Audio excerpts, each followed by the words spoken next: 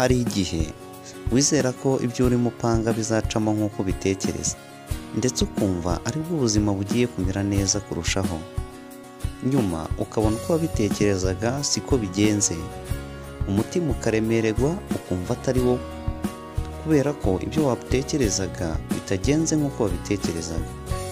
Ibibazo bikaba biravutse ugatangira kubyihererana wenyine, ukumva nawe wabwira ibiri kukubaho.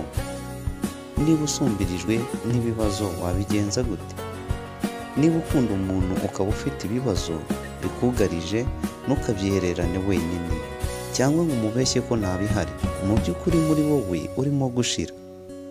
Mubwire ukuri, mufatanye kugikemura kandi ashobora no guhita akigukemurira cyangwa akakugira inama y'icyo wakora. Bwira umuntu wizeye ko yagufasha. Buriya gereza irenze izindi muri ubu buzima ni ukubaho utinya icyo abandi bagutekerezaho.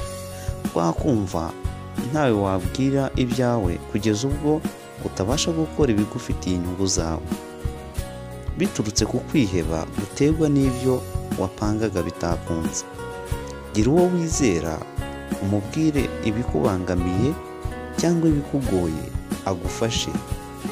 Umutima uzaruhuka, unakore neza ibyo watekerezaga, uzagera kuri byinshi n'umutima utuje.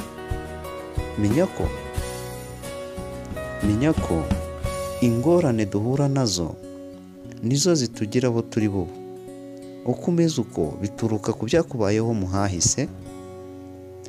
Upanga bikanga, ugapanga bikanga.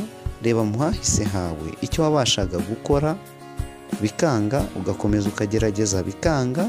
Muri ibyo bibazo wagiye ucamo byose, none uyu munsi ukaba warabigezeho. Ibyo ntibiguha imbaraga zo kugera aho wifuza aho ariho hose.